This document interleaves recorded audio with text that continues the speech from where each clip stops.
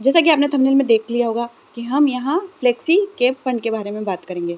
तो अगर आप फ़ोनपे ऐप में म्यूचुअल फंड की एसआईपी शुरू करने की सोच रहे हैं, तो आपको कई अलग-अलग फंड दिखाई देते हैं। आज हम समझेंगे कि इनमें क्या अंतर है, इनके क्या फ़ायदे हैं और क्या नुकसान है। और यह वीडियो बनाने से पहले मैंने कम से कम 4-5 महीने पूरी जानकारी ली है, उसके बाद ही मैं आपको बता रही हूँ, ताकि आपको 17 अलग-अलग वीडियो ना देखना पड़े।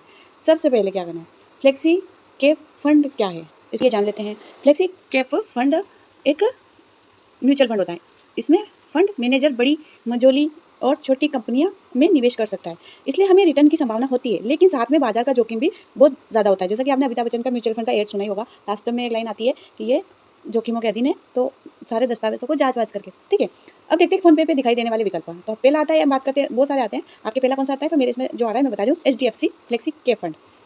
तो मैं सिर्फ इसके बारे में बताऊँगी, क्योंकि मैंने जितनी भी रिसर्च करी है, मुझे ये सबसे बेस्ट लगा है। बाकियों के बारे में बताऊँगी, आपको जिसमें निवेश करना है आप कर सकते हो। तो एचडीएफसी फ्लेक्सी कैप फंड जो होता है, फ़ोन पे की स्क्रीन पर जो दिखाई दे रहा है, उसकी स्क्रीन पर दिख रहा है 5 साल का पिछला रिटर्न लगभग 17.81% है सालाना, और न्यूनतम एसआईपी ₹100 से दिखाई आ रही है। ठीक है? मतलब आप कम से कम ₹100 से शुरू कर सकते हो, और हर महीने ₹100 और 17% उसने पिछले 5 साल का रिटर्न दिया है। फ़ायदा क्या है?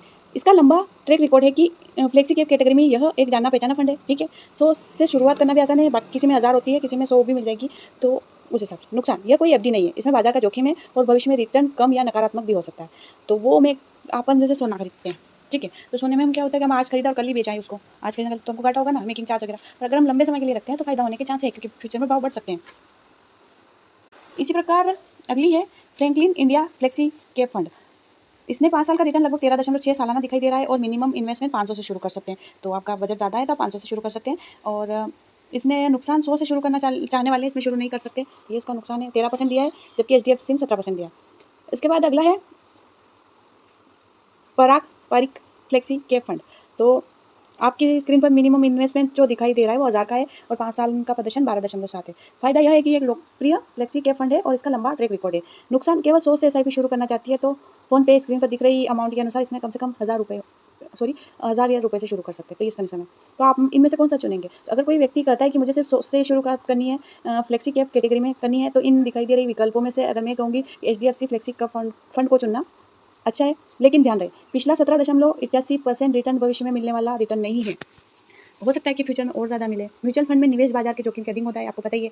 इसलिए निवेश करने से पहले सारी चीज़ें, regular plan, growth option, exit loan जैसी ज़रूर चीज़ें देखें। और सबसे महत्वपूर्ण बात यह है कि म्यूचुअल फंड में पैसा लगाने से पहले अपने फाइनेंशियल गोल और रिस्क को भी समझें। जैसे कि कितना दे सकती हूँ, महीने का 100 दे सकती हूँ तो 100 वाला, और 1000 दे सकती हूँ 1000 वाला। अगर आपको यह जानकारी उपयोगी लगे तो वीडियो को लाइक करें, शेयर करें और सब्सक्राइब करें। और एक बात और मैं यहाँ पर बताना चाहती हूँ, 100 से शुरुआत कर लीजिए, और आप देख लीजिए। पर आपको करना क्या है कि जैसे आप गोल्ड में निवेश करते हो, इतना तो आपको पता है ना कि गोल्ड में निवेश करते हो तो रिटर्न मिलेगा, घाटा खा के मिले या फिर फायदा होके, भाव के ऊपर है ना?